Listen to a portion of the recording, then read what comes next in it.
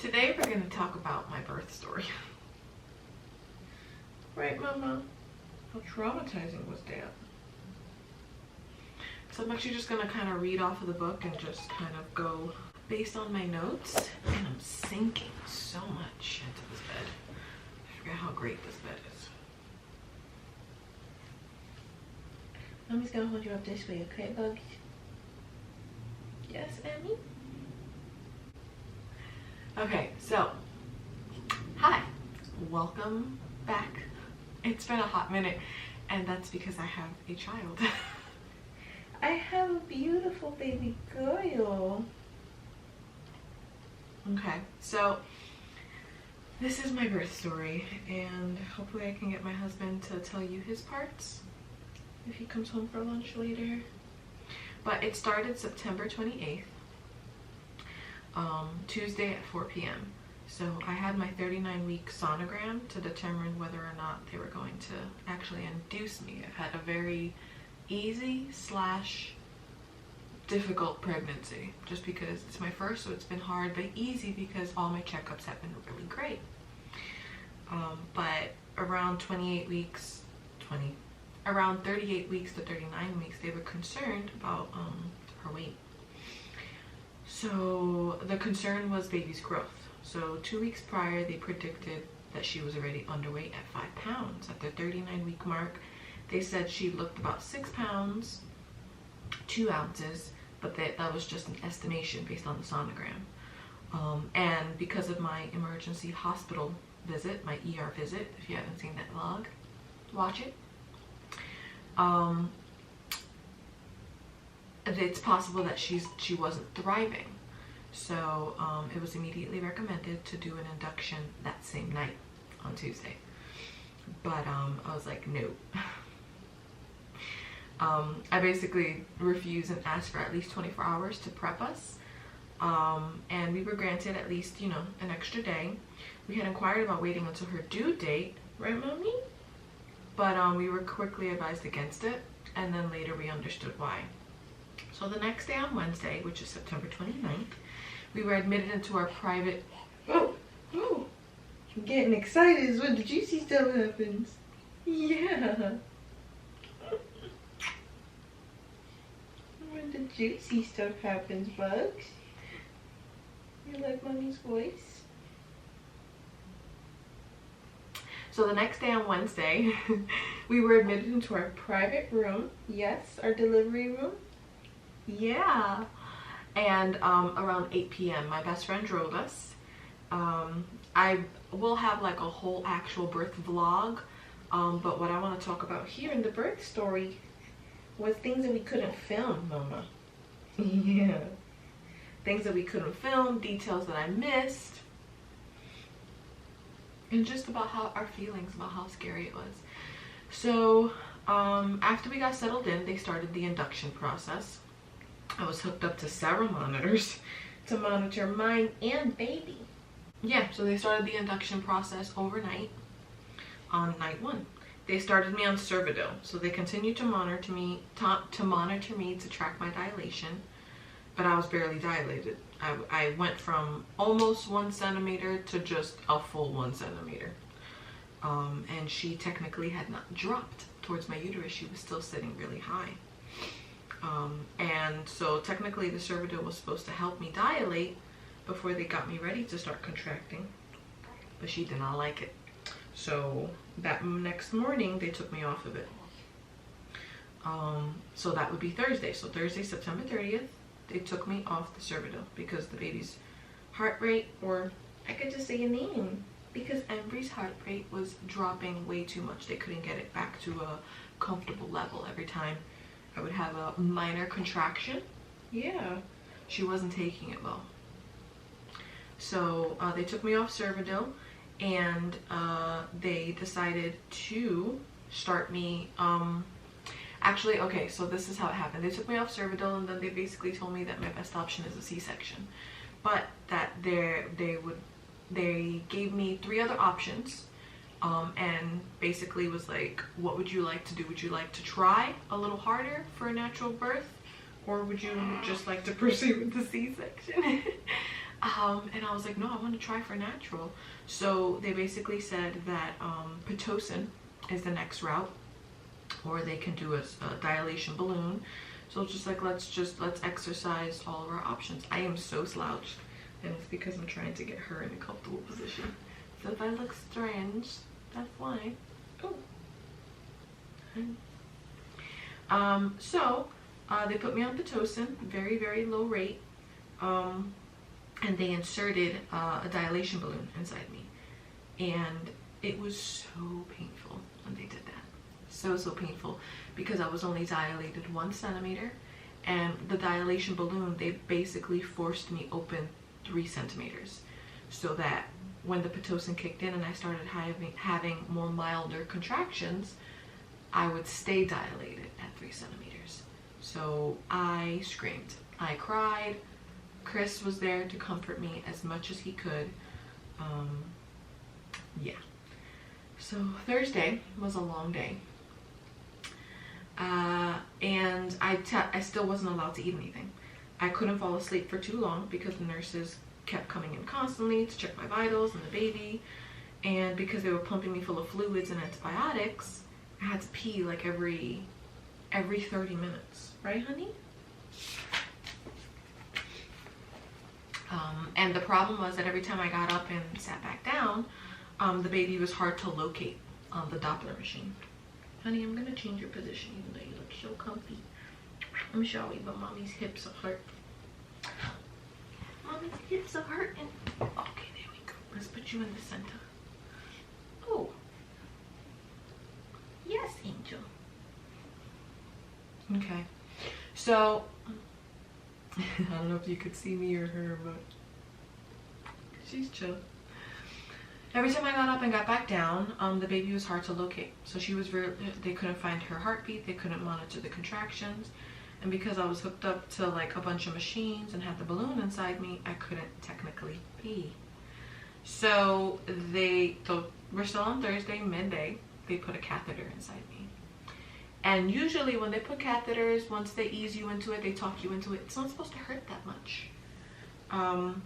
And technically when they put it inside me the second time, it didn't hurt that much. We're not getting to that part yet. But the first time when they tried to put it in, because the dilation balloon was inside me, they had to surpass it. So because of the way my anatomy is, when they tried to insert the catheter, they had to force it past the dilation balloon. And that's what made me scream. I was crying. Chris soothed me, you know, he did all his affirmations, you're strong, you know, but technically my bladder was relieved and I was bedbound for the rest of the day. So that was all of Thursday. So, and then when the evening came, they checked my cervix again, and after basically a day and a half, I only stayed at 3 centimeters dilated, but that was because they basically forced it that way. I had not contracted anymore. I was really frustrated, and I basically just had an emotional breakdown, had a mental breakdown, because I haven't eaten for over 24 hours. I was bedridden in the same room for like 2 days, and I was basically just going stir crazy, poked and prodded. Chris did what he could to distract me. He made me laugh. We played some Uno. But you know, the process of the induction, I didn't know that it could take up to like 2 days to really get things going, because the doctors technically didn't tell me that, and I was really prepped for a natural labor. I am not a person that likes to look up information that's not relevant, so I didn't look up what a C-section would entail. I didn't look up what an induction entailed, because I was already technically having mild contractions like 2-3 weeks before. So I was just like, oh, this is going to be a natural birth. But yeah, so I wasn't prepared for the emotional toll that this was going to take on me. Physically, obviously, it was very difficult, but I wasn't prepped for the emotional toll. So Chris advocated for me, and and Chris advocated for me also because I hadn't technically showered, I hadn't brushed my teeth, my hair in days, and not being able to eat a lot, and being pregnant and super hungry is what sent me over the edge, because I love food. So that's when Chris was like, can my wife get something, some broth, some kind of food? And so on basically night 2, 3 days, but night 2 of being there, I guess. No, night 2. They stopped the Pitocin, and they gave me something to eat. They took me off the monitors, they let me walk around, they let me go to the bathroom on my own, which is exactly the kind of refresh I needed. So Friday, October 1st, which was technically baby's due date. Oh, honey. You getting hungry again? Oh. You want food? I want to feed you?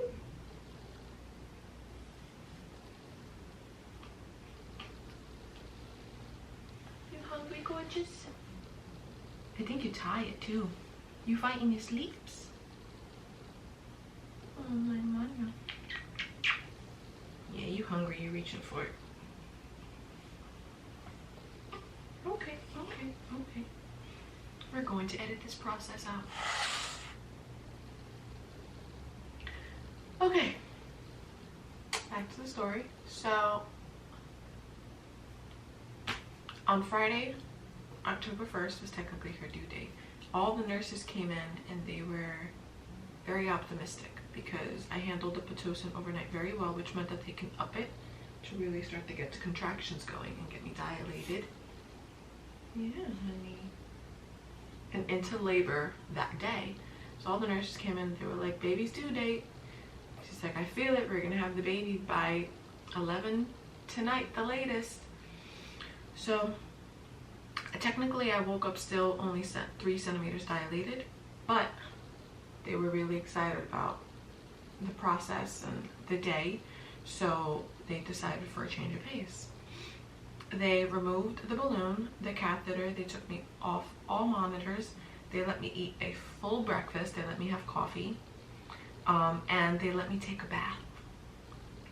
So that was really nice. And so after all that, they hooked me up to like a mobile machine, and they put a mobile Doppler on me to monitor the baby and the contractions.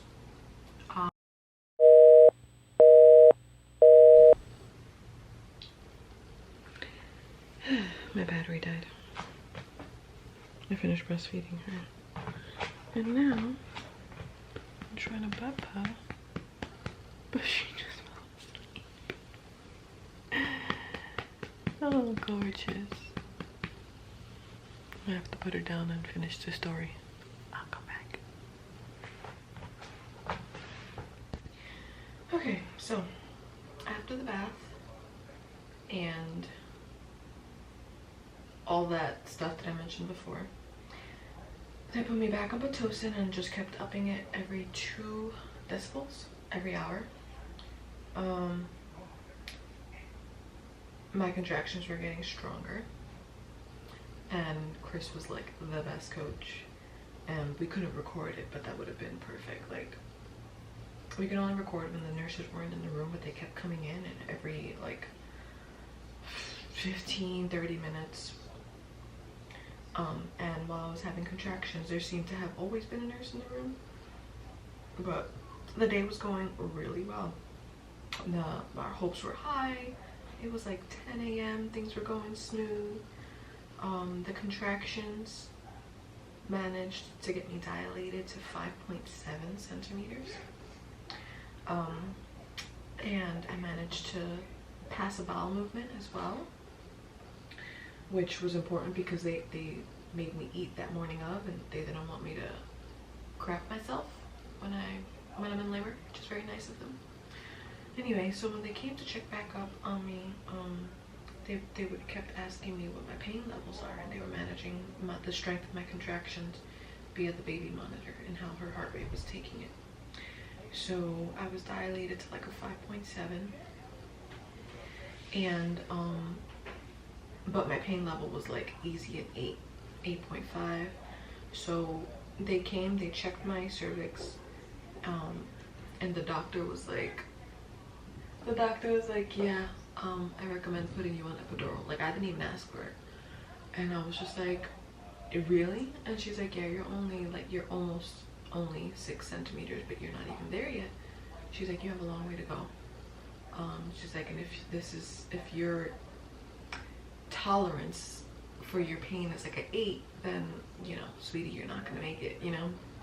So I was like, fine. Plus they were trying to up my Pitocin to such a level that my contractions would help me dilate faster. So, yeah. So the doctor directed me to have an epidural to bear the level of Pitocin they wanted to give me, to dilate me more. And it's so technically this is like day 3 of labor. Yeah. So the sad part is that they actually kicked Chris out for the epidural. Yeah, they kicked Chris out for the epidural, which I kind of want him to talk about, but maybe I'll insert that clip later. But they kicked him out for the epidural, and they were like rushing him out. The anesthesiologist came in, and he was like, why do I have to leave? Why does a random nurse get to soothe my wife and not me? And they basically said it was a liability because more often than not, when they do the epidural in front of the husbands, there was one time that a husband passed out and fractured his skull, and so it's just a liability against the hospital. So they kicked him out, and that was nerve-wracking because they told him it would be 30 minutes. So yeah, they put the epidural on me, and it didn't hurt. The whole process took about maybe 5 minutes, but I needed to stay down for 30. And then at that point, I wasn't allowed to move at all, obviously. So I was bedridden. I also forgot to add that they actually broke my water. I just don't remember if it was before the epidural or after. They put another, what's that called? Oh, what's that called? What's the pee bag called? What? When they put the thing inside you so that you can pee. What was it called? Catheter. I said pee bag. Same thing. They put the catheter inside me because after the epidural. The pee preserver. Yeah, the pee preserver. I wasn't allowed to move. So yeah, that's where I was. They upped the Pitocin. They gave me some kind of egg balloon to keep my hips open, to promote the dilation of my cervix, whatever. They were monitoring me. I fell asleep. He fell asleep. We were all like smooth sailing, you know. By the time they come back to check up on us at like 10 at night, I should be fully dilated. I'll be able to push. That was not the case. They ended up checking up on me at 12 in the morning. They took everything off. They had me lie flat on my back, and when they checked me, I was only 6 centimeters dilated. Mind you, hours ago, I was 5.7. So I barely dilated, like 0.3, whatever. And then they were like, oh, you know, it's a waiting game. We'll up your Pitocin some more. So they were still very hopeful about me doing natural birth. But then what happened was, in the process of trying to get her heartbeat back up because they moved me, they couldn't locate her. And this went on for 5 minutes. So they just came in the middle of the night. Chris was sleeping. They woke me up from my sleep, and they basically checked me, said I still have ways to go, but that they still fully expect a natural birth. And then yeah, in the process of them trying to get her heartbeat back up and trying to locate her, a lot of time passed, and they were freaking out. So they were like, okay, so we're just gonna do the SAT, or whatever medical talk is. And I'm like, what's that? What are you talking about? She's like, sweetie, we're gonna do the C-section now. She made a call. She picked up the phone, called, and like 30 seconds later, there were like 5 nurses in the room. They turned all the lights on. They put the bed all the way back, and they started prepping me. I had one anesthesiologist giving me like a stronger anesthesia, so I don't feel anything from my waist down.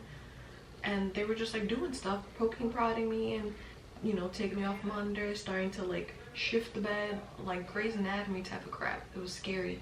And my husband was still sleeping. And so I had to look at her, and I'm like, can you wake my husband up? Like, what do you think? You're just gonna roll me out of here like that? So yeah, she woke him up. She had to shake him up like 3 times because it was a long day. We were both sleeping.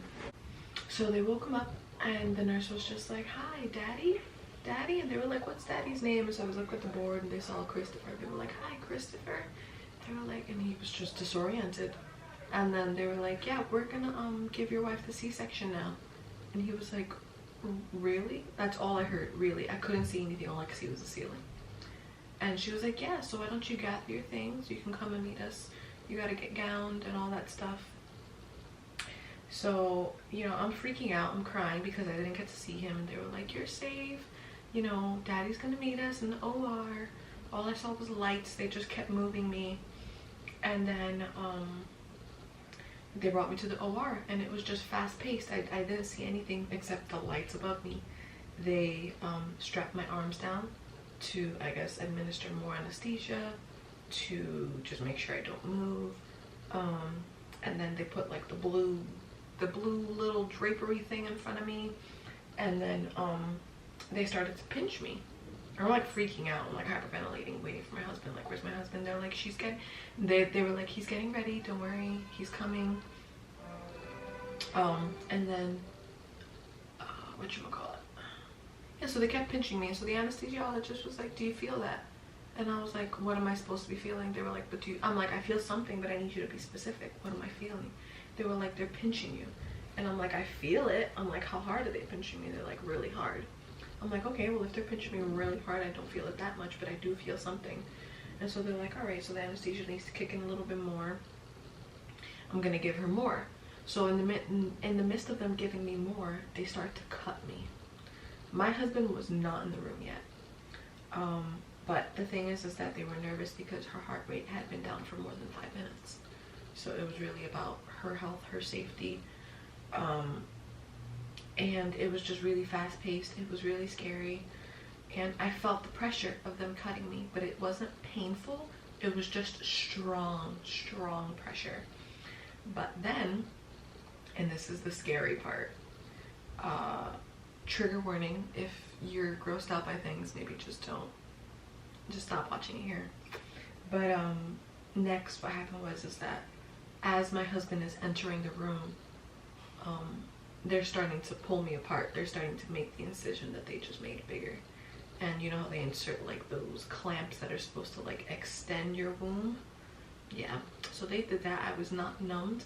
I felt everything. It's very painful. So as my husband is walking into the OR, I am screaming to the top of my lungs, telling them to stop, telling them that it hurts. I feel it. And so he comes running immediately directly to my face. He starts caressing with both hands. He starts to give me kisses. He starts to like, not shush me, but like soothe me, like, "Shh, I'm here, you're okay, you're safe." He couldn't see anything because they already had the drapes up. But he was fully gowned. And so he's like, "You're okay, you're safe, I'm here, they got this, you got this, mama. I love you, you're so strong." And then the anesthesiologist quickly told him to stop. And then she was like, "What are you feeling?" I'm like, "I feel everything. That hurts. Stop. I feel it." And so she told them to stop. She's basically like, "Okay, I need you to just give it a few minutes. We need the anesthesia to kick in some more." They were like, "No, we don't have a few minutes." They were like, "We're putting her under." And they basically, the minute Chris walked in, they kicked him out. They said, "Dad, you need to leave." And that was it. That was just, and then they basically tricked me. And they were like, "Oh, this is just a little oxygen for you and the baby." And they put it on my face. And I was like, "This does not smell like oxygen. This smells funny." And I was like, "This smells funny. I don't like it." I was like, "This smells weird." I was like, "This doesn't smell like oxygen." They were like, "You're okay. You're fine. It's safe." And I was like, "This isn't oxygen. This smells funny." And then I started feeling weird. And I'm like, "I'm going to throw up. Oh my God, I'm going to pass out." And they were like, "Good." They were like, "It's good. Yeah, don't worry. You're fine." And then I passed out. I don't remember anything. I woke up hours later in a room, no baby.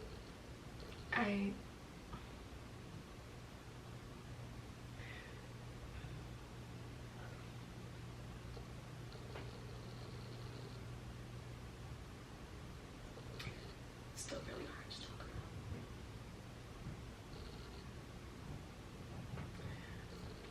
about. Apparently, My husband will tell you his side of when they kicked him out, giving me the epidural, and when they kicked him out during the C-section. But it took hours when they delivered her. They gave her to him, but I was still in the operating room. I remember him telling me that he couldn't process anything because they just gave him this baby, and all he kept thinking about is, where's my wife? But what was hard for me was that when I woke up, when I came to from the anesthesia, it had a weird effect on me. I couldn't actually see anything. Everything was blurry, hazy. I couldn't make out shapes. I couldn't focus on anything. So there's a video of them giving me the baby, which you will see in my raw birth vlog. I couldn't see her. I couldn't physically see her. I couldn't see her. I couldn't see my husband. My eyes were open, but I couldn't see anything. And so they took her away, I guess, to do some tests, and my husband stayed with me. And then hours later I woke up. My wrist hurts. Hours later I woke up in a different room, I think, and I still couldn't see him perfectly. It took about 30 to 45 minutes for my eyes to adjust a little bit. I was looking at him, but it looked like I was looking through him or past him. And still no baby. They did some vitals on me. About an hour or two passed. They rolled us into the room, into our overnight room, and then like a few minutes later, they rolled her in. They gave her to me, and that was it. And she was mine. 4 days, and then they kept us in the hospital for 2 more days for just a bunch of tests. They had to make sure my incision was good, and she was good. She was very, very well underweight. They predicted that she was 6 pounds. She was still only 5. And so actually what happened was that the umbilical cord was actually wrapped around her leg. So she was cutting off her own life support, basically. So every time I would have a contraction, it was very dangerous for her, so she wouldn't have survived natural birth anyway. I was just thinking, like, I was like suffering for like 3 days. If we would have just opted for the C-section second day there, they could have numbed me. I could have had that experience of giving birth and having my husband there, and us having that picture, and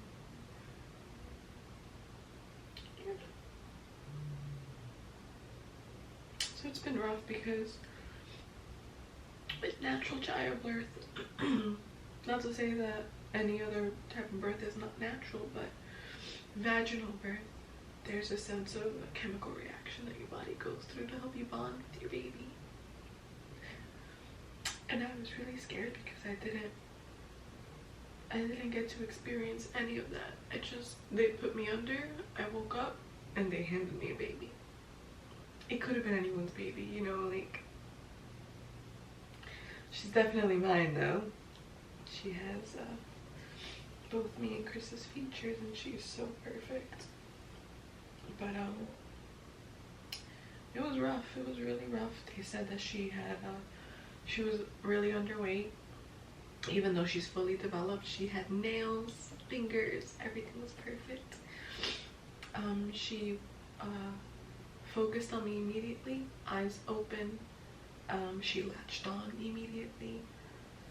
She follows me already. She's only 2 weeks old, and she already knows how to follow me with her voice. She smiled the first day I held her. So, and she's been actually really great with sleeping, and she's just going through a growth spurt, so she'll wake up every 2-3 hours to feed. But it was rough. It was the scariest time of our lives. And we're just so grateful that she's healthy. She surpassed her birth weight. She's probably 20 inches long now, because last time we checked she was 19. She's getting bigger and healthy. Her jaundice has gone away. They were really concerned about her jaundice. She was really yellow when she came out. And that's it. I mean, we were there for a couple days. We saw a lactation consultant, we saw a bunch of doctors, and yeah, I finally got to eat. They fed us. They let us have 2 visitors. So my sister-in-law came and then my best friend came. But yeah, it was scary. She did very well. We had a hard time letting her go, but because of all the stress and not sleep that we got, we let her sleep in the nursery one night. Cried. We cried. But she was fine. She's been so good. She's had already a couple baths. Her umbilical cord fell off. She's eating a lot more. She's doing so good. And that's my my birth story. I don't think I've missed anything. My incision now doesn't hurt anymore. It hurt terribly. I couldn't cough, I couldn't laugh, I couldn't sneeze without sheer pain. Which is hard because Chris makes me laugh all the time. But 2 weeks postpartum and I'm feeling good. I'm feeling good. I'm still not able to take baths yet, but we'll see. So me and baby girl, we're doing great. And that's it. Bye guys. You gonna say bye to YouTube, Bugs? Say bye bye YouTube. Subscribe to Mommy's channel so you can see more cuteness.